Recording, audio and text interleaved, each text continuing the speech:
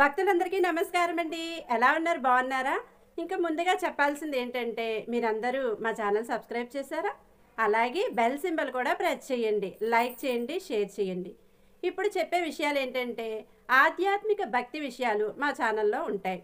దేవాలయాలు, అలాగే స్థల పురాణాలు, భక్తి గీతాలు, అష్టోత్తర నామాలు, అలాగే సబ్స్క్రైబ్ చేసిన వాళ్ళందరికీ, లైక్ చేసిన వాళ్ళందరికీ, కామెంట్ పెట్టిన వాళ్ళందరికీ అందరికీ చాలా చాలా చాలా ధన్యవాదములు. ఎలా ఉంటున్నాయండి మా ఛానల్లో వచ్చే భక్తి విషయాలు? బాగుంటున్నాయా? మీ మనసులో హత్తుకుంటున్నాయా? గొప్ప గొప్ప విషయాలు ఇంకా ఇంకా నాకు తెలియాలని, అవన్నీ మీకు చెప్పాలని నేను అనుకుంటున్నాను. నమస్కారం. మీ శ్రేయోభిలాషి మహేశ్వరి. మారుపేరు అంతగా వేదఘోష వినపడుతుంటుంది మధురై దేవాలయంలో. అంత గొప్ప దేవాలయం, అక్కడ ఉండేటటువంటి అమ్మవారి ఆవిర్భావం మాత్రం ఆవిడ స్వయంభూ క్షేత్రం కాదు, ఒకరు ప్రతిష్ఠ చేసింది కాదు.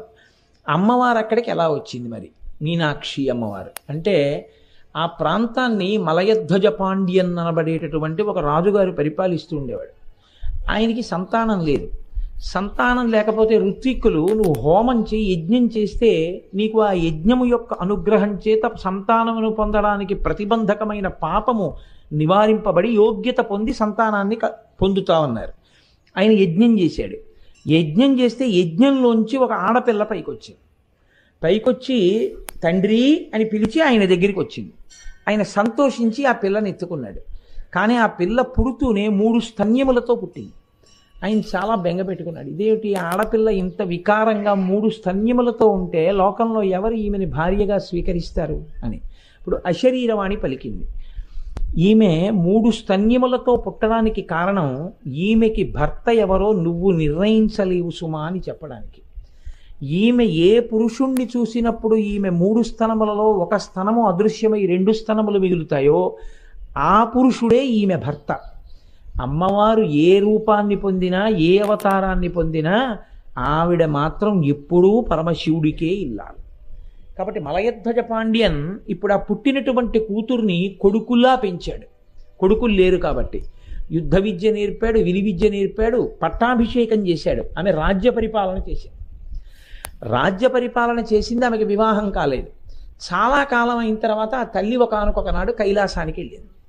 కైలాసానికి వెడితే పూర్వం యోగశక్తితో వెళ్ళారు. వెళ్ళినటువంటి వాళ్ళు ఎందరో ఉన్నారు మహానుభావులు. అలా వెళ్ళింది ఆ తల్లి. వెడితే అక్కడ 3 స్తనములతో ఉన్నటువంటి అమ్మవారికి పరమశివ దర్శనం అవగానే 2 స్తనములే ఉన్నాయి, ఒక స్తనం అదృశ్యమైంది. కనుక నాకు పరమశివుడే భర్త అని ఆమె పరమశివుణ్ణి ఆహ్వానించి భూమండలం మీదకి తీసుకొచ్చింది. అమ్మవారి అనుగ్రహం వల్ల కదండి సర్వేశ్వరుడు మనకి దక్కింది. అసలు లేకపోతే తనలో తాను రమిస్తూ కూర్చుంటాడు ఎక్కడో. తీసుకొచ్చి అమ్మవారిని కూడా ఆనందింపచేయగలిగిన మోహనాకారము కలిగిన వాడు కాబట్టి సుందరేశ్వరుడు అన్న పేరుతో వచ్చి అక్కడ వెలిశాడు. ఆమె సుందరేశ్వరుడి భార్యగా మీనాక్షి అన్న పేరుతో అమ్మవారు అక్కడ వెలిసింది.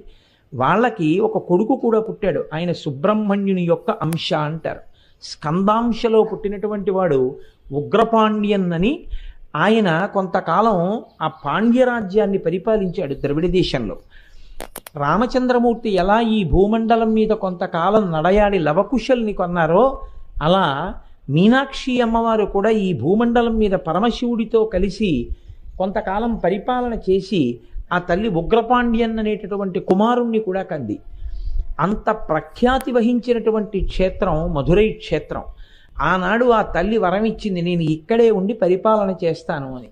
ఆ పరిపాలన చేస్తాను అని తల్లి వరమిచ్చి నిలబడినటువంటి క్షేత్రం మీనాక్షి అమ్మవారు. ఆ తల్లికి మీనాక్షి అని పేరు. మీనాక్షి అంటే చాపల వంటి కన్నులున్న తల్లి అని. పరిపాలకులకు ఒక లక్షణం ఉంటుంది, మీరు కొంచెం జాగ్రత్తగా గమనించండి. మీనాక్షి అమ్మవారిది పరిపాలనాంశ. అందుకని ఆవిడ పరిపాలకురాలుగా ఉంటుంది. అందుకే కళ్ళతో చూస్తూ ఉంటుంది ఎప్పుడు. ఆఫీసర్ గారు ఇలా చూస్తున్నాడు అనుకోండి, ఆయన చూస్తాడేమో అని మనం భయపడతాం. అలా ఆవిడ తన చూపులతో లోకాన్నంతటినీ చూస్తూ ఉంటుంది, పరిపాలన చేస్తూ ఉంటుంది. పరిపాలన చేసేటటువంటి వారికి ఒక లక్షణం ఉంటుంది సాధారణంగా, తమ పట్ల అనుకూలముగా వ్యవహరించినటువంటి వారికి వారు వరములనిస్తారు. దగ్గరికి చేర్చుకుంటారు. ఎవరు ప్రతికూలంగా ఉంటారో, ఎవరు విమర్శ చేస్తారో, ఎవరు వాళ్ళకి వ్యతిరేకంగా మాట్లాడతారో అలాంటి వాళ్ళని కొంచెం ఇబ్బందికరమైన ప్రదేశంలోకి తీసుకెళ్ళి పెట్టి, నా పట్ల నువ్వు అతిగా ప్రవర్తించడం ఎంత ప్రమాదాన్ని తెస్తుందో తెలుసుకోని మిగిలిన వాళ్ళకి ఉదాహరణగా చూపిస్తారు. తీసుకెళ్ళి ఏజెన్సీకి ట్రాన్స్ఫర్ చేస్తారనుకోండి ఈ రోజుల్లో. అయితే అది పరిపాలనాంశ. అటువంటి పరిపాలనాంశ కలిగినటువంటి తల్లి మీనాక్షి అని మీరు అనుకుంటే, అప్పుడు అమ్మవారి యొక్క పరిపాలన యందు ఒక దోషం సంక్రమిస్తుంది. ఎవరు మీనాక్షి అమ్మవారిని స్తోత్రం చేస్తారో వాళ్ళని బాగా చూస్తుంది. ఎవరు మీనాక్షి అమ్మవారిని కించిత్తైనా వ్యతిరేకంగా మాట్లాడతారో వాళ్ళ మీద కక్ష పెంచుకుంటుంది. ఇప్పుడు అమ్మవారి యందు మాతృత్వం ప్రశ్నింపబడిందా లేదా? శ్రీమాత అన్న నామమే ప్రశ్నింపబడిందా లేదా? ఇప్పుడు ఇటువంటి పరిపాలనాంశ అమ్మవారి యొక్క సమగ్ర స్వరూపానికి ప్రతిబంధకంగా నిలబడిపోయిందా లేదా? మరి ఇప్పుడు ఆ పరిపాలనాంశని ఎలా ఆవిష్కరించడం మీనాక్షి పరిపాలనాంశని అంటే, పెద్దలు అంటారు మీనాక్షి అన్న పేరుతో అమ్మవారు వెలియడానికి కారణం ఏమిటంటే, చేపలు తమ పిల్లల్ని అంటే తమ గుడ్లని తాము పొదగవు, తమ పిల్లల్ని తాము పోషించవు. ఆ పిల్లలు తల్లి వంక ఆకలితో చూస్తే స్తన్యం ఇచ్చి పోషించవు. తల్లులు కూడా పిల్లల వంక ప్రేమతో చూస్తాయి. అయ్యో ఆకలిస్తోందా నాన్న అని చూస్తాయి. తల్లి ప్రేమతో చూస్తే చేప పిల్లలకి కడుపు నిండిపోతుంది. చూపులతో పోషించగలిగినటువంటి తత్వం కాబట్టి, చూపులతో ఆవిడ ఇలా చూసి రక్షించగలిగినటువంటి తల్లి కాబట్టి ఆవిడ్ని మీనాక్షి అని పిలుస్తారు. అయితే ఇప్పుడు చూపులతో రక్షించగలిగిన తల్లి బాగుంది, కానీ ఆ చూపులతో రక్షించడం అన్న పరిపాలనాంశలో ఆవిడికి వ్యతిరేకంగా మాట్లాడితే ఇబ్బంది పెడుతుందని మీరు ఇందాక అన్నారు కదా, మరి అది ప్రమాదహేతువు కదా. అంటే ఏం అలా ఉంటే తప్పేమిటని మీరు నన్ను అడగచ్చు. భగవత్ తత్వంలో ఒక గమ్మత్తు ఒకటి ఉంది. భాగవతంలో ధర్మరాజు గారు ఈ విషయాన్ని నారదుడు ధర్మరాజు గారితో మాట్లాడుతూ అంటాడు, కామోత్కంఠత గోపికల్ భయమునన్ కంసుండు వైరక్రియా సామాగ్రిం శిశుపాల ముఖ్య నృపతుల్ సంబంధులై వృష్ణులను ప్రేమన్ మీరలు భక్తి మేము ఇది చక్రింగంటి మెట్లైన నుద్ధామ ధ్యాన గరిష్ఠులైన హరిచందన్ వచ్చు ధత్రీశ్వర అంటాడు. భగవంతుడి విషయంలో ఉండే లక్షణం ఏమిటంటే కామోత్కంఠత గోపికల్, కామంతో గోపికలు పొందారు. వైరక్రియా సామాగ్రిం శిశుపాల ముఖ్య నృపతులు, వైరంతో శిశుపాలాదులు పొందారు. కాకపోతే ఆ వైరంతో బతకడం అనేటటువంటిది చాలా అసహ్యంగా ఉంటుంది. భక్తితో అమ్మవారిని చేరడం వేరు, వైరంతో చేరడం వేరు. వైరంతోనైనా భగవన్నామాన్ని తలుచుకోవడం, అమ్మవారు మాత్రం ఏదో ఒక రూపంగా నన్ను తలుచుకుంటున్నాడు కదా అని అనుగ్రహిస్తుంది. అలా అనుగ్రహించింది అనుకోండి, అప్పుడు పరిపాలన యందు వైరం చూసే లక్షణం లేదు, ఎలాగో అలా నన్ను తలుచుకున్నాడు కదా అని కారుణ్యం చూపించే పూర్ణ కారుణ్యమూర్తి అవుతుంది. అప్పుడు ఆవిడికి మామూలు అధికారులందరూ ఎలా అయితే తమకు వ్యతిరేకంగా మాట్లాడితే కోపగించి తమ కింద వారిని ఇబ్బంది పెడుతుంటారో, అలా ఇబ్బంది పెట్టేటటువంటి లక్షణం కాకుండా తనకి వ్యతిరేకంగా మాట్లాడిన వారి పట్ల కూడా ఏదో రకంగా నా పేరు ఎత్తాడు కదరా అంతే చాలని రక్షించే తత్వం ఉంటే, అప్పుడు ఆమెది పరిపూర్ణమైన మాతృత్వంతో కూడిన స్వరూపం అవుతుంది. మీరు పట్టుకోగలిగారని నేను అనుకుంటున్నాను. అలా ఆవిడ చూసింది అని మీరు ఏమైనా ఉదాహరణ చెప్పగలరా మీనాక్షి తత్వంలో? అప్పుడు నేను చెప్పిన పరిపాలనాంశ పూర్తవుతుంది. అంటే మధురైలో ఒక సంఘటన చెప్తారు పెద్దలు, యథార్థంగా జరిగిన సంఘటన. బ్రిటిష్ గవర్నమెంట్ మన దేశాన్ని పరిపాలిస్తున్న కాలంలో మధురై ప్రాంతాన్ని రోజ్ పీటర్ అనేటటువంటి ఒక కలెక్టర్ పరిపాలిస్తుండేవాడు. ఆ రోజ్ పీటర్ సనాతన ధర్మానికి, సనాతన ధర్మంలో అంతర్భాగమైనటువంటి దేవాలయ వ్యవస్థకి వ్యతిరేకం. కాబట్టి ఆయన మధురైలో పరిపాలిస్తున్నాడు కాబట్టి ఆయన ప్రతిరోజు మీనాక్షి అమ్మవారికి వ్యతిరేకంగా మాట్లాడుతుండేవాడు. అమ్మవారిని చాలా నిందతో ప్రస్తావన చేస్తుండేవాడు. కానీ ఆయనకి అదే పని. ఎందుకంటే మధురైలో తెల్లవారితే వేదం వినపడుతుంది, తెల్లవారితే వచ్చే వాళ్ళందరూ మధురై మీనాక్షి అమ్మవారి దేవాలయం కోసం వస్తారు. కాబట్టి ఆయన ప్రతివాడిని పిలుస్తూ ఉండడం, ప్రతివాడితోటి అమ్మవారిని నింద చేసి మాట్లాడుతూ ఉండడం, ఇలా చాలా కాలం జరిగింది. ఈయన పరిపాలకుడా, ఇలాంటి పరిపాలకులను నియమించగలిగిన పరిపాలకురాలు ఆవిడ పరిపాలకురాలు శ్రీ మహారాజ్ఞి. ఇప్పుడు ఆవిడ సాధారణమైన అధికారులు లాంటిది ఆవిడ కూడా అయ్యుంటే ఆవిడ ఏం చెయ్యాలి? రోజ్ పీటర్ ఆవిడ పట్ల వ్యతిరేకంగా ఇలా ప్రతిరోజు మాట్లాడుతున్నందుకు రోజ్ పీటర్ని ఆవిడ శిక్షించాలి. కానీ ఆవిడ ఏం చేసిందంటే, ఒక రోజున ఆయన తన కలెక్టర్స్ బంగ్లాలో నిద్రపోతున్నాడు. నిద్రపోతుంటే ఆవిడ ఆయనకి ఉత్తర క్షణంలో స్వప్నమునందు చెప్పింది, కొద్దిసేపట్లో పిడుగు పడపోతోంది నీ ఈ బంగళా మీద, నువ్వు ఈ బంగళా విడిచిపెట్టి దూరంగా వెళ్ళిపోవాలి. అతను వెంటనే మేల్కొని, ఏమిటి నాకు ఇలా అనిపించింది, అమ్మవారు కనపడి నాకు ఇలా చెప్పింది. అతను ఆ అనుభూతిని వదిలిపెట్టలేకపోయాడు. ఇది సత్యమే అనిపించింది. బయటకు వచ్చి చూస్తే మబ్బులు పడుతున్నాయి. ఏమిటి మబ్బులు కూడా పడుతున్నాయి, నాకు ఇలాంటి కల వచ్చింది, ఎందుకైనా మంచిదని అతను ఏం చేశాడంటే బంగళా విడిచిపెట్టి దూరంగా వెళ్ళాడు కారులో. అతను దూరంగా వెళ్ళినటువంటి కొద్దిసేపటికి పిడుగు బంగళా మీద పడి బంగళా అంతా బద్దలైపోయింది. అతను మీనాక్షి అమ్మవారికి మహాభక్తుడై అత్యంత విలువైనటువంటి ఆభరణములను బహూకరించాడు. ఇప్పటికీ మీనాక్షి అమ్మవారి దేవాలయంలో ఆ ఆభరణాలు ఉన్నాయి. ఇప్పుడు చెప్పండి, మీనాక్షి తత్వం ఎంత గొప్పదో మీరు ఆలోచించండి. చాలా తొందరగా ప్రసంగం పూర్తి చేయాలి అనుకునేటటువంటి సమయాల్లో ఒక ఉదాహరణతోటి ఆ అంశాన్ని పరిపూర్ణం చేసేసే ప్రయత్నం చేస్తాం. కేవలం పరిపాలకురాలుగా తనకి వ్యతిరేకంగా ఉన్న వాళ్ళని శిక్షించే స్వరూపమా, ఒక్కసారి నిందించడానికైనా సరే ఆ మీనాక్షి అమ్మవారి పేరు పలికినంత మాత్రాన రక్షించేటటువంటి కారుణ్యమూర్తి ఆవిడ. అందుకే మీనాక్షి అమ్మవారి స్వరూపాన్ని అంత గొప్ప స్వరూపంగా చెప్తారు. అందున నేను మీతో మనవి చేసి ఉన్నాను, అది బ్రహ్మానందాన్ని ఇచ్చేటటువంటి బ్రహ్మరంధ్ర ప్రాంతం సహస్రారం. అంత గొప్ప స్థానం, అంత గొప్ప మూర్తి మీనాక్షి అమ్మవారు. అటువంటి మీనాక్షి అమ్మవారు అంత గొప్ప తల్లి కదా. ఆ తల్లి ఎంత గొప్పదో మీకు మధురై క్షేత్రంలో ఉన్నటువంటి ఒక మూర్తి చెప్పేస్తుందండి. ఇప్పటికీ మధురై క్షేత్రంలో ఒక మంటపంలో 7 రాణులతో కూడినటువంటి ఒక రాజుగారి యొక్క విగ్రహం ఉంటుంది గోడ మీద. దాన్ని తిరుమల నాయకర్ మూర్తి అంటారు. తిరుమల నాయకర్ అని ఆ ప్రాంతాన్ని పరిపాలన చేసిన రాజు 7 రాణులతో కలిసి తన విగ్రహాన్ని చెక్కించుకున్నాడు. రాజు విగ్రహం చెక్కాడు శిల్పి, మిగిలిన 6 రాణుల యొక్క విగ్రహాల్ని చెక్కాడు. కానీ సుమనతీర ఆచార్య అని పేరు ఆయనకి, ఆ శిల్పికి. ఆ సుమనతీర ఆచార్య 6 రాణుల విగ్రహాలు చెక్కిన తర్వాత మహారాజ్ని పట్టమహిషి యొక్క విగ్రహాన్ని చెక్కాడు. అంతా చెక్కిన తర్వాత పట్టమహిషి యొక్క మోకాలి మీద చిన్న పెచ్చు విరిగిపోయింది. ఎంత ప్రయత్నించినా ఇంకా ఆ విగ్రహంలో ఆ మోకాలి మీద ఉన్న ప్రాంతాన్ని అతను దిద్దలేకపోయాడు. రాజుగారు దేవాలయంలోకి వచ్చి ఆ విగ్రహాలు తయారయ్యాయని చూసే సమయం దగ్గరికి వచ్చింది. అతను భయపడిపోయాడు. ఏడుస్తూ మధుర మీనాక్షి అమ్మవారికి అత్యంత ప్రీతిపాత్రుడు, అమ్మవారిని నిరంతరం ధ్యానంలో దర్శించగలిగినటువంటి శక్తి ఉన్నవాడు, అంతటి మహానుభావుడు, త్రికాలవేది, మహాభక్తుడు, అమ్మవారి స్తోత్రములను విశేషంగా చేసినటువంటి వారు. ఆ రాజుగారి మంత్రి, తిరుమల నాయకర్ మంత్రి నీలకంఠ దీక్షితులను ఉన్నారు. ఆయన దగ్గరికి వెళ్ళి అడిగాడు, అయ్యా నేను రాజుగారి పట్టమహిషి విగ్రహాన్ని చెక్కాను, నా ప్రారంధమేమో మోచిప్ప మీద ఉన్నటువంటి చిన్న ముక్క తుళ్ళిపోయింది, ఆ విగ్రహం నేను ఎంత ప్రయత్నించినా మోకాలు సరిగ్గా అవ్వట్లేదు, ఏం చెయ్యని రాజుగారు వచ్చే రోజు దగ్గరికి వచ్చేసిందని అడిగాడు. ఆయన కళ్ళు మూసుకుని మీనాక్షి అమ్మవారిని ధ్యానం చేశారు. ధ్యానం చేసి ఆయన అన్నారు, నాకు మీనాక్షి అమ్మవారు చెప్తోంది, పట్టపురాణి మోకాలి మీద పుట్టుమచ్చుంది, అది ఉత్తమ జాతి స్త్రీకి ఉండవలసినటువంటి లక్షణం.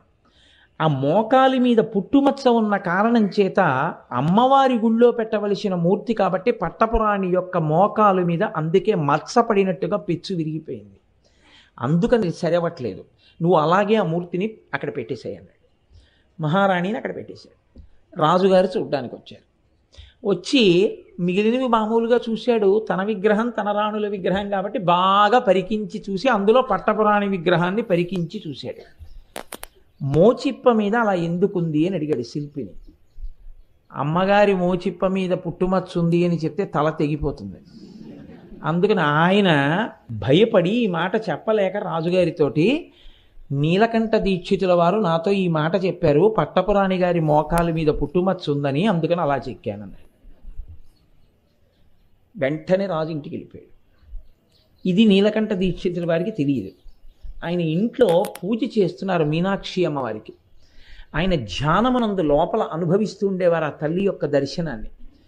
నీరాజనం ఇచ్చేటటువంటి సమయం వచ్చింది. రాజు అంతఃపురానికి వెళ్ళి భటుల్ని పిలిచి ఉత్తర క్షణంలో మంత్రిని బంధించి తీసుకురండి అన్నాడు. భటులు వెళ్ళి మిమ్మల్ని బంధించి తీసుకురమ్మన్నారు రాజుగారు, కబురు వచ్చిందన్నారు. ఈ మాట పూజామందిరంలో ఉన్నటువంటి నీలకంఠ దీక్షితుల వారికి చెప్పారు. ఆయన, నేను మంత్రిని, రాజు నన్ను బంధించమని ఎందుకంటాడు అని అంతర్ముఖులై చూశారు. తను పట్టపురాణి మోకాలి మీద పుట్టుమచ్చ ఉందన్న విషయాన్ని చూశాడన్న దుగ్ధ రాజులో బయలుదేరింది. ఏ కన్నులతో చూశాడో ఆ కళ్ళు కాల్చెయ్యాలని పిలిపించాడు. కాబట్టి ఆయన అనుకున్నారు, నేను ఎలా చూశానో రాజు చెప్పినా నమ్మలేడు. ఎందుకంటే ఇప్పుడు కళ్ళు మూసుకుపోయి ఉన్నాడు. రాజు శిక్ష వేసే కన్నా నేను అమ్మవారి అనుగ్రహంగా శిక్ష అనుభవిస్తానని నీరాజనవిస్తున్నటువంటి కర్పూరాన్ని తీసి తన కనురెప్పల మీద పెట్టుకున్నాడు. ఆయనకి చల్లగా అనిపించింది, కానీ ఆయన రెండు నేత్రాలు కాలిపోయాయి. కాలిపోయిన తర్వాత ఆయన బయటికి వచ్చి భటులతో అన్నారు, రాజు ఏం చేద్దామని నన్ను పిలిచాడో అది నేనే చేసేసుకున్నానని చెప్పండి, నా కళ్ళు కాలిపోయాయని చెప్పారు. వీళ్ళు వెళ్ళి రాజుగారితో చెప్పారు. రాజు తల్లడిల్లిపోయాడు. అప్పటికంటే కోపం వచ్చింది, కానీ నేను కళ్ళు కాలుద్దామనుకున్నానన్న విషయాన్ని కూడా తెలుసుకున్నాడు అంటే ఇది ఎలా తెలుసుకున్నాడో, నా భార్య మోచిప్ప మీద పుట్టుమచ్చను అలా తెలుసుకున్నాడు తప్ప. మహానుభావుడు, మహాభక్తుడు మీనాక్షి అమ్మవారికి. ఆయన కర్మ కాలిందా తప్పు పనులు చేయడానికి? ఎంత పొరపాటు చేశానని పరిగెత్తుకుంటూ మంత్రి గారి గృహానికి వచ్చాడు. వచ్చి, నా వల్ల అపరాధం జరిగిపోయింది, మీరు ఎలా చూడగలిగారన్నది నేను తెలుసుకోలేకపోయాను అంటే. అప్పుడు నీలకంఠ దీక్షితులు చెప్పారు, నాకు ధ్యానంలో అమ్మవారు చెప్పింది పట్టపురాణి మోకాలు మీద పుట్టుమచ్చుందని, అందుకని నేను శిల్పిని ఆదేశించాను అలా ఉంచమని. కానీ నువ్వు నన్ను తప్పర్థం చేసుకున్నావు రాజా, నా కళ్ళు కాల్చేసుకున్నాను అన్నారు. అంటే రాజు మంత్రి కాళ్ళ మీద పడి, మీరు మళ్ళీ కన్నులు తెప్పించుకుని వెలుతురు చూడవలసింది, మీరు నా మాట మేరకు కళ్ళు కాల్చుకున్నారో ఆ మీరు నేను ఈ పాపంతో కాలిపోకముందే అమ్మవారిని ప్రార్థించి కన్నులు పొందండి అన్నారు. అప్పుడు ఆయన ఆనంద సాగర స్తవం చేశాడు నీలకంఠ దీక్షితుడు. ఆనంద సాగర స్తవం సగం ప్రపత్తి, సగం అమ్మవారి యొక్క వర్ణన, సౌందర్యలహరిలాగా. ఆ ఆనంద సాగర స్తవం చేసేటప్పుడు పాదాల దగ్గరికి వచ్చింది, అమ్మవారి దగ్గరికి. అప్పటి వరకు ఆయన చెప్తున్నారు, రాస్తున్నారు. పాదాల దగ్గరకు వచ్చిన తర్వాత ఆయనకి కన్నులు లేవు, నోటితో చెప్పుకెళ్ళిపోతున్నారు. ఆయన చెప్తూ చెప్తూ ఆ శ్లోకంలో అన్నారు, అమ్మా నీవు చాలా గొప్పదానివి, కానీ బిడ్డడు కదా అని నువ్వు నీ పాదములను తీసుకొచ్చి నా ఎదురుగుండా పెట్టి చూడు అన్నా నేను చూడలేనమ్మా, నా కళ్ళు కాలిపోయాయి అన్నారు. అనగానే ఆయనకి కళ్ళు వచ్చేసి, అమ్మవారు కళ్ళు ఇచ్చేసి. మధుర మీనాక్షి అమ్మవారు ఎంత గొప్ప స్వరూపమో చెప్పగలిగినటువంటి ఒక సాక్ష్యంగా ఇప్పటికీ మధురైలో మీకు లోపలికి వెడితే వైభవాన్ని పొందారు. అమ్మవారి యొక్క గొప్పతనం ఇంత గొప్పదైతే మరి ఎందుకు సౌందర్యలహరిలో లేదండి? అసలు అక్కడ కదా నేను ఎత్తుకున్నాను. అసలు నేను మొదలుపెట్టింది అది మొదలుపెట్టి మధురై వైభవ ప్రస్తావనలోకి నేను వచ్చాను. అంత గొప్ప మీనాక్షి స్వరూపమే, జగములను పరిపాలించేటటువంటి తల్లే, అంతటి కారుణ్యమూర్తే. మరి అటువంటి పూర్వకాలంలో మధురైలో ఇంకో పరీక్ష కూడా ఉండేది. మధురైలో కోనేరు ఉండేది ఎదురుగుండా, అది దేవేంద్రుడు అక్కడ కమలములను ప్రతిష్ఠ చేశాడు అంటారు. ఇప్పుడు దాంట్లో తామరలు లేవనుకోండి. పూర్వం ఎవరైనా పుస్తకాలు రాస్తే పుస్తకం తప్పుగా కానీ రచన చేసేస్తే కొన్ని వేల మందిని పాడు చేసేస్తుంది. మాట పుస్తకం మీరు ఒక్కటి గుర్తుపెట్టుకోండి, ఈ రెండంతంత గొప్పవి లేవు, ఈ రెండంత ప్రమాదకరమైనవి లేవు. మీరు ఒక్క తప్పుగా ప్రచారం చేసేటటువంటి వాడు, తప్పు మాటలు చెప్పేవాడు చాలా ఉత్సాహంగా వినడానికి అనిపించిన తప్పు త్రోవలోకి మిమ్మల్ని నడిపించగలిగినటువంటి మాటల పట్ల ఆకర్షితులయ్యారనుకోండి, ఒక మనుష్య జన్మంతా పోతుంది. ఒక్క మాట జన్మ పోతుంది, అటువైపుకి వెళ్ళిపోతాడు. తెలియక తప్పు ఉపాసనల వైపు కెడతాడు, తెలియక తప్పుగా ఉండేటటువంటి భక్తి మార్గం వైపు కెడతాడు, తెలియక తప్పుగా ఉండేటటువంటి జీవన శైలిలోకి వెళ్ళిపోతాడు. అంతే, మొత్తం సున్నా, జీవితం అంతా పోతుంది. ఒక్క పుస్తకం, ఒక్క తప్పు రచనతో కూడినటువంటి పుస్తకాన్ని తెచ్చి మీ ఇంట్లో పెట్టుకున్నారనుకోండి, పెట్టుకుని మీరు చదివి ఇదే అసలు విషయం అని మీరు అనుకున్నారు. నేను ఎందుకు ఈ మాట అంటున్నానంటే నా నోటితో చెప్పడానికి జంకి, అందుకు నాకు తడబడుతోంది. నా దగ్గరికి ముందు మాట రాయమని పుస్తకాలు పట్టుకొస్తుంటారు కొంతమంది. ఇప్పటి వరకు నేను ముందు మాట రాసిన పుస్తకాలు ఒకటో రెండో తప్ప ఏవీ లేవు. నేను ఎందుకు ఈ మాట అంటున్నానో తెలుసా? నేను ప్రాజ్ఞుణ్ణి, నేను పండితుణ్ణి, నాకు అన్నీ తెలుసన్న అహంకారంతో నేను చెప్పట్లేదు. ప్రస్ఫుటంగా ఎంత ఘోరంగా రాసేస్తున్నారంటే, మూల గ్రంథాల్లో ఉండేటటువంటి విషయం ఒకటి, ఋషులు చెప్పింది ఒకటి, పెద్దలు చెప్పింది ఒకటి, వీళ్ళ బుద్ధికి ఏది తోచిందో అది రామాయణమే కావచ్చు, అది భాగవతమే కావచ్చు, వాళ్ళకి అనవసరం. మనం రేపొద్దున్న ఇలా రాసేస్తే పిల్లలు చదివితే వాళ్ళ జీవితాలు ఏమైపోతాయనేటటువంటి తాపత్రయం ఎవ్వరికీ లేదు. నేను ఈ మధ్య కాలంలో ఒక పుస్తకం నా దగ్గరికి వచ్చింది. మీరు ఈ పుస్తకం చదవండి అని పట్టుకొచ్చి ఇచ్చారు. పేర్లు ఎందుకు చెప్పాలి, లేకపోతే ఇంకొక దాని సన్నివేశం ఎందుకు చెప్పాలి, చెప్తే నేను దేని గురించి చెప్పానో తెలుస్తుంది. నేను ఆ పుస్తకం చదివి ఆశ్చర్యపోయాను. అసలు రామాయణానికి సంబంధించినటువంటిది ఒక్క సత్యం అందులో లేదు. అన్నీ తప్పులే, అన్నీ తప్పులే. రాముడి గురించి ఎంత దారుణంగా రాసేశారంటే, అసలు నోటి వెంట ఎప్పుడు ఏ అశ్లీలమైన మాటలు రాకూడదో అంత అశ్లీలమైనటువంటి మాటలు రామాయణంలో ఉన్న పాత్రలు మాట్లాడుకుంటున్నట్టుగా రాశారు. నేను తెల్లబోయి, మీరు చదివారా రామాయణం అని అడిగాను. అంటే నేను చదివానండి అన్నాడు ఆయన. ఎక్కడ చదివారన్నాను. ఆయన ఏదో చెప్పాడు, బలానాథ్ చదివాను. అయ్యా, మీరు పుస్తకం రాయాలని నేను పుస్తకం రాశానన్న కీర్తి కావాలంటే ఎన్ని కుటుంబాలు పడిపోతాయో. రేపొద్దున్న ఈ పుస్తకం నిజం అనుకుని ఎవరో పిల్లాడు చదువుతాడో, ఓ 10th క్లాస్ పిల్లాడో, ఓ ఇంటర్మీడియట్ పిల్లాడో, రామాయణం అంటే ఇలాగే ఉంటుంది అనుకుంటాడు వాడు. రాముడు అంటే ఇలాగే మాట్లాడతాడు అనుకుంటాడు. సీతమ్మ అంటే ఇలాగే మాట్లాడుతుంది అనుకుంటాడు. వాడికి ఏం తెలుస్తుంది? ఎంతమంది తలకొట్టుకుంటే వాళ్ళకి అసలు విషయం మళ్ళీ సుబోధకం అవుతుంది. అత్యంత ప్రమాదకరం. పుస్తకాన్ని ఎవడిష్టం వచ్చినట్టు వాడు రాసి విడిచిపెట్టడం. పరమాచార్య స్వామి వారి శరీరంతో ఉన్న రోజుల్లో మహానుభావుడు గుండెలు బాదుకుని ఇచ్చారు. కుండలిని యోగం మీద పుస్తకాలు రాసేయద్దు, కుండలిని యోగాల గురించి బహిరంగ వేదికల మీద ఉపన్యాసాలు చెప్పవద్దు, అలా చెప్పకూడదు అని. మహాత్ములైన వారు వాళ్ళకి తెలుసు ఏది ఎక్కడి వరకు చెయ్యాలో, ఏది ఎంతవరకు చూడాలో.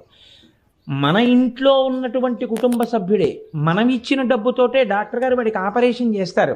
కానీ ఆపరేషన్ చేసేటప్పుడు డాక్టర్ గారు కూడా ఒక్క కాంపౌండర్నో ఒక్క నర్సునో పట్టుకుని ఆపరేషన్ థియేటర్లోకి వెళ్ళి ఆపరేషన్ చేస్తారు తప్ప, మా నాన్నగారు కదండి, మా అమ్మగారు కదండి, మేము చూస్తూ ఉండగా మీరు ఆపరేషన్ చెయ్యండి అని అడిగితే చేస్తారా? ఎంత గోప్యం పాటిస్తాడు ఒక డాక్టరు.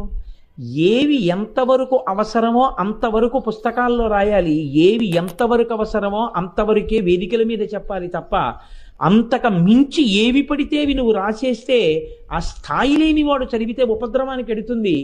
గురు శిష్య సంప్రదాయంలోకి వచ్చిన తరువాత, నీకు శిష్యుడైన తర్వాత యోగ్యతాయోగ్యతలను బట్టి ఉపాసన క్రమాన్ని పెంచి మాట్లాడు తప్ప, బహిరంగ వేదికల మీద మాట్లాడేటప్పుడు చాలా లోతైన విషయాల్ని ప్రస్తావన చెయ్యకు. అది తేలికనుకుని అటువైపుకి వెళ్ళి పాడైపోతారు. అలాంటి పనులు చెయ్యవద్దని చెప్పేవారు పరమాచార్య స్వామి. మహాత్ములు అంత విశాల హృదయంతో ఆలోచిస్తారు. అందుకే పూర్వం రాచరికం చేసిన ప్రభువులు పుస్తకాన్ని రచన చేస్తే ఆ పుస్తకాన్ని అందరూ చదవడానికి అది యోగ్యమా కాదా అంటే అది నిర్ణయం అయితే తప్ప ఆ పుస్తకాన్ని అందరూ చదవడానికి వీలుగా దాని ప్రతులు తయారు చేయనిచ్చేవారు కాదు. దానికి పరీక్ష ఏమిటంటే, మధురైలో మీనాక్షి అమ్మవారి దేవాలయానికి తీసుకెళ్లేవారు. సరస్వతి కోనేరు అని అమ్మవారి కోవెల్లో కోనేరు. ఆ కోవెల్లో పుస్తకం పడేసేవారు. పడేస్తే ఆ పుస్తకం లోకానికి పనికొచ్చేదే, అయితే పైకి తేలేది ఆ పుస్తకం, కాగితాలు తడవకుండా. తాళపత్ర గ్రంథాలు ఆ రోజుల్లో పైకి తేలేవి. తేలితే పల్లకీలో పెట్టి ఊరేగించి అమ్మవారి పాదాల దగ్గర పెట్టి తీసుకొచ్చేవాడు. తీసుకొచ్చి దాని ప్రతులు ప్రభువు రాయించి ప్రజలందరికీ అందేట్టు చేసేవాడు. ఆ పుస్తకం నీటిలో మునిగిపోతే రాసినవాడు కూడా ఓ నమస్కారం పెట్టి బుద్ధిహీనున్నై రాశాను, ఈసారి నా బుద్ధి సరిగా ఉండి మంచి పుస్తకము రాయుదునుగాక అని చెప్పి వెళ్ళిపోయాడు. అంత జాగ్రత్త తీసుకొని లోకంలో ఏ విషయం అందాలో నిర్ణయం చేసి సారస్వతాన్ని కాపాడిన తల్లి మీనాక్షి. అంత గొప్ప కోనేరు ఆ కోవెల్లో ఉండేది. అటువంటి మీనాక్షి తత్వం, అంత గొప్ప మీనాక్షి స్వరూపం. మీనాక్షి అంటే ఎప్పటి విషయాలో కాదండి. మీతో నేను ఒక విషయం మనవి చేస్తాను. శృంగగిరి పీఠానికి ఉగ్ర నరసింహ భారతీ స్వామి వారిని ఆయన పీఠాధిపత్యం వహించారు. 20వ ఏట సన్యాసం తీసుకుని పీఠాధిపత్యానికి వెళ్ళారు. ఆయన ఎంత ఉగ్రమైన తపస్సు చేశారంటే ఆయన కొంతకాలం కాయగూర ముక్క తినేవారు. ఆ తర్వాత కాకరకాయ మాత్రమే తిని రోజుకి 20 గంటలు తపస్సు చేశారు.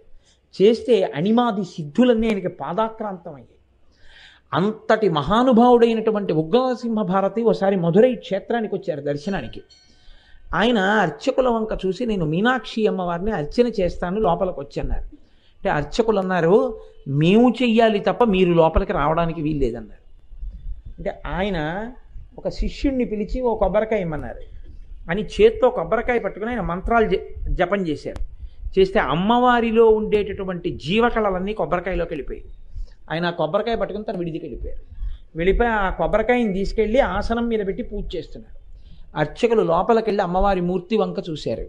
జీవకళ నశించిపోయి అమ్మవారు వెలవెలపోయింది మూర్తి. అప్పుడు వాళ్ళు భయపడి, మహానుభావులు, నేను ఇది నిన్నటి రోజున మీతో ప్రస్తావన చేసింది, వాళ్ళు మహాలక్ష్మి సంపన్నులంటే వాళ్ళు ఈశ్వర తేజస్సును కూడా తీసుకోగలరు, అంతటి శక్తివంతులు. అటువంటి మహాపురుషులకు ఆలవాలం ఈ భూమి. ఆయన విడిదికి వెళ్ళి ప్రార్థన చేశారు, అయ్యా మా బుద్ధి గడ్డి తిని మిమ్మల్ని లోపలికి రావద్దన్నాం, మీరు వచ్చి లోపల అమ్మవారిని పూజ చెయ్యండి, కానీ మా యందు అనుగ్రహించి మీరు మళ్ళీ వచ్చి అమ్మవారిలోకి ఆ కళని ప్రవేశపెట్టేసేయండి అని అడిగారు. ఉగ్రనరసింహభారతి అంతటి దయామయుడు కనుక ఆయన మళ్ళీ దేవాలయంలోకి వెళ్ళి కొబ్బరికాయలోకి తీసేసినటువంటి కళల్ని అమ్మవారిలోకి ప్రవేశపెట్టేశారు. అంతటి మహానుభావుడు. ఇంతమందితో అనుబంధం ఉన్నటువంటి క్షేత్రం ఆ మధురై. నేను ఇలా వ్యక్తుల గురించిన విషయాలతో కూడినటువంటి సమాహారాన్ని మీ ముందు విజ్ఞాపన చేస్తూ వెడితే దానికి ఎంతటికీ అంతు దొరకదు. నేను ఏ ప్రశ్నతో మొదలెట్టానో దాన్ని నేను స్పృశించలేదు ఇప్పటికీ కదా. నేను ఎందుకు లేదు లలితా సహస్రంలో మీనాక్షి దగ్గర ఎత్తుకున్నాను. నేను అన్నానా ఎందుకు లేదో? నేను ఇప్పటివరకు అనలేదు.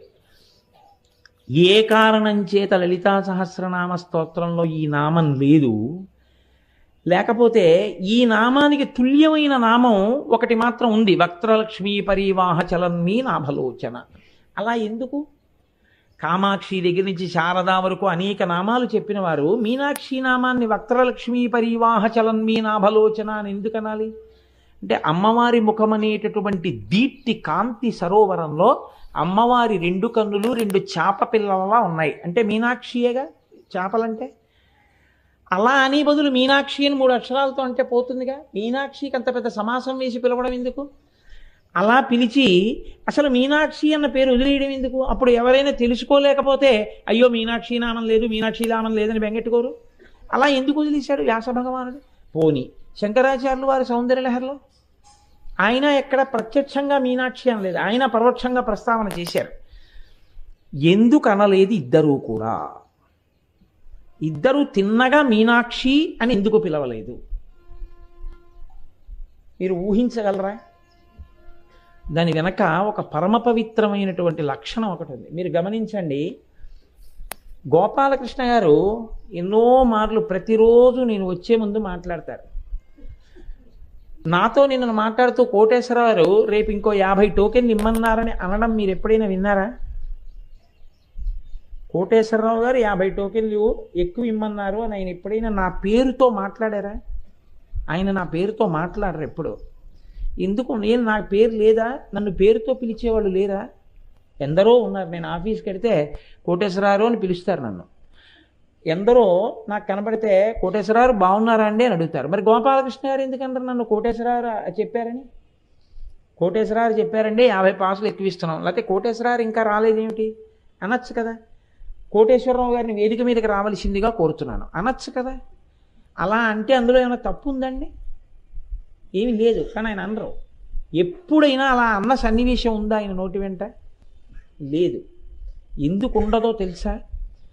ఆయన హృదయాంతరాళముల యందు నా పట్ల ఏర్పడిపోయిన భక్తికి పరాకాష్ఠ నా పేరు ఉచ్చరించారు. గురువుగారు అంటారు అంతే. నేను గురువుగారిని వేదిక మీదకి రావాల్సిందిగా ఆయన పాదములు పట్టి ప్రార్థన చేస్తున్నానంటారు. గురువుగారు నన్ను దెబ్బలాడారు, ఇంకో 50 టోకెన్లు ఇమ్మన్నారంటారు. ఎవరు మీ గురువుగారు? పేరు చెప్పండి, మాకు తెలుస్తుంది కదా అని మీరు ఎప్పుడైనా అడిగారా? మీరు అడగరు. ఆయన నా పేరు ఉచ్చరించారు. ఎందుకు ఉచ్చరించారు అంటే ఆయనకి ఏర్పడిపోయిన భక్తి చేత ఆయనకి నన్ను పేరుతో పిలిస్తే నా పట్ల ఏదో అపచారం చేసినంత భావన ఉంటుంది. ఇది ఎక్కడి వరకు వెళ్ళిపోతుందో తెలుసా అండి? ఎవరైనా ఒకవేళ ఇంకా కొన్నాళ్ళు ఆయన ఇలాగే నా మీద ఆరాధన పెంచేసుకున్నారనుకోండి, ఎవరైనా వచ్చి కోటేశ్వరారు కనబడ్డారండి, వస్తున్నానని చెప్పమన్నారు, మీతోటి కోటేశ్వరారు వస్తున్నారేంటి, గురువుగారు వస్తున్నారని చెప్పలేవా అంటే మనసులో అంత బాధ కలుగుతుంది. అంటే అది ఎక్కడి నుంచి వస్తుందంటే ప్రీతి, పెంచుకున్నటువంటి భక్తి, అపారమైనటువంటి ప్రేమ పొంగిపోతే అరే రే ఆయన్ని మనం కోటేశ్వరారు అండమా అంటే కోటేశ్వరరావు గారు గొప్పవాడా, కోటేశ్వరరావు ఆయన గుండెల్లో గొప్పవాడా? ఆయన గుండెల్లో కోటేశ్వరరావు గొప్పవాడు కాబట్టి కోటేశ్వరరావు అన్న పేరు పోయింది. ఆ గుండెల్లో పోయి ఏదయింది? గురువుగారు అయింది. ఎక్కడెక్కడ మీరు ఎదిగిపోతారో అక్కడక్కడ పేరు పోతుంది. భార్య భర్తని ఎప్పుడైనా పేరు పెట్టి పిలుస్తుందా? వాళ్ళిద్దరూ ఒక్కటే కదా, ఏమండి అని ఎందుకు పిలుస్తుంది? ఒక గౌరవం, అపారమైన గౌరవం. నేను ఆయన పేరు చెప్పడమా? భర్త పేరు కానీ, కొడుకు తండ్రి పేరు కానీ, శిష్యుడు గురువు పేరు కానీ ఎప్పుడు ఉచ్చరించారు. అది లోకంలో మర్యాద. పరమాచార్య ఒకానొక సందర్భంలో ఇది జరిగింది. పరమాచార్యుల వారి యొక్క సన్నిధానంలో ఒక పిల్లవాడిని మీ నాన్నగారి పేరు ఏమిటని అడిగారు ఎవరో. వెంటనే పరమాచార్య అన్నారు, తప్పు, అలా అనకూడదు. ఏమన్నారు? తండ్రి పేరు కొడుకు చెప్పకూడదు, ఇప్పుడు నాన్నగారనే అనాలి, మా నాన్నగారు అనాలి అంతే. అంతేగాని మా అదేంటి కోటేశ్వరరావు వచ్చేస్తున్నారండి అని కొడుకు, భర్త పేరు పెట్టి ఏదో మా వెంకటరావు వచ్చేస్తున్నారండి అని భార్య అందనుకోండి, ఇంకేమిటి గౌరవం? నీకు ప్రేమ పండిపోతే కొన్ని పేర్లు నువ్వు పలకలేవు, ఆ అనుబంధాలు అంతే. ఇంకా అవి పేర్లు పెట్టి పిలిచేవి కావు. ఆ ప్రేమ అలా ఉంటుందని మనం నమ్ముతాం. అలా నమ్మిన చోట అలా లేదనుకోండి, మనకు అదోలా అనిపిస్తుంది. మీకు అంతవరకు ఎందుకు, మీరు నిజాయితీతో గుండెల మీద చెయ్యేసుకు చెప్పండి, నేను అన్నానని కాదు. మీకు ఎక్కడైనా ఎప్పుడైనా ఏ భార్య అయినా భర్తని పేరు పెట్టి కానీ ఏకవచనంతో కానీ పిలిచింది అనుకోండి, మీకు అసహ్యం వేస్తుందా వేదా? మీరు చెప్పండి, గుండెల మీద చెయ్యేసుకు చెప్పండి, నేను అన్నానని కాదు. నేను ఎవరిని ఆడవాళ్ళని తక్కువ చేయడం, మగవాళ్ళని ఎక్కువ చేయడం నా ఉద్దేశ్యం కాదు. ఇప్పుడు మీనాక్షి అని పిలవని శంకరాచార్యుల వారు గొప్పవారు, మీనాక్షి అనని వ్యాసుడు గొప్పవాడు. భర్తని పేరు పెట్టి పిలవని ఆడది గొప్పది తప్ప, ఆడది పిలిస్తే ఆవిడికి ఏదో తగ్గిపోతుందని కాదు, ఆవిడ గొప్పతనం జారిపోతుందని పిలవద్దండి శాస్త్రం. ఏమండి అని అందుకు పిలుస్తుంది గురువు కాబట్టి. యోమే భర్త సమే గురువు తం నిత్యమనురక్తాస్మి యథారూపాం సువర్చల అంది సీతమ్మ రాముడి గురించి. నా గురువు అయినంది. అంతటి మహానుభావుడు గురువుని కానీ భర్తని కానీ పేరు పెట్టి పిలవమే, తండ్రిని కానీ. అటువంటిది ఇంత గొప్ప స్వరూపం, అమ్మవారి స్వరూపాల్లో పతాక స్థాయిలో ఉన్నటువంటి స్వరూపం. అందుకే కామాక్షి అమ్మవారిని కామాక్షి అని శంకరాచార్యుల వారు పిలవలేదు. పణత్ కాంచీదామాకరిక లభకుంభస్తననత పరీక్షీణా మధ్యే పరిణత శరచంద్రవదన అంటూ వర్ణన చేసి ధ్యానానికి వదిలేశారు తప్ప కామాక్షి అని అనలేదు. ఎందుకనలేదు అంటే ఆయన ప్రాణం. నాకు మా అమ్మ మీద పిచ్చి గౌరవం, సుశీల అని నేను అనగలనా? మా అమ్మ మీద ప్రేమ కదా అని నేను సుశీల అని మా అమ్మని ఎప్పుడు నేను పిలవను కదా. అమ్మా అమ్మా అనే పిలుస్తాను. అమ్మా అన్న పిలుపు కన్నా పెద్ద పిలుపు లోకంలో ఇంకోటి లేదు. అందుకని శ్రీమాతతోటే మొదలెట్టాలి. శ్రీమాత అని మొదలుపెట్టి పేర్లు చెప్పినా అమ్మో మీనాక్షి అని నా నోటితో అనేయడమే తల్లిని. అంత గొప్ప తల్లి ఆవిడ పేరు అనడమా నేను? అందుకని అనలేదు. అనకుండా ఆవిడ పేరు అనకపోతే పూర్ణత్వం లేదు, అంటే ఆవిడ గౌరవాన్ని నిలబెట్టినట్టు కాదు. కాబట్టి అన్నారా అనలేదా? అన్నారు అనలేదు, అన్నారు అనలేదు. కాబట్టి ఇప్పుడు మీరు ధ్యానం చేస్తే ఆ గౌరవం బయటకు వస్తుంది. ఇప్పుడు శంకరాచార్యుల వారు ఎంత గొప్పవారో వ్యాసుడు ఎంత గొప్పవాడో మీకు అర్థం అవుతుంది. అందుకని వ్యాసుడు మీనాక్షి అనకుండా వక్త్రలక్ష్మీ పరివాహ చలన్ మీ నాభలోచన అన్నాడు. మహానుభావులైనటువంటి శంకర భగవత్పాదాచార్య స్వామి వారు ఆవిడ గురించి చెప్తూ తవాపర్ణే కర్ణే జపనయనపై శూన్యచకితాః నిలీయంతే తోయే నియతమనిమేషాశపరిక ఇయంచ శ్రీర్బద్ధచ్చదపుత కవాటం కువలయం జహాతి ప్రత్యూషే నిశచ విఘటయ్య ప్రవిశతి అన్నారు. సౌందర్యలహరి చేస్తూ ఎక్కడ ఆయన మీనాక్షి అనలేదు, అనకుండా ఆవిడ మీనాక్షి అని చెప్పారు. ఎలా చెప్పారు అంటే తవాపర్ణే కర్ణే జపనయనపై శూన్యచకితాః నిలీయంతే తోయే నియతమనిమేషాశపరిక.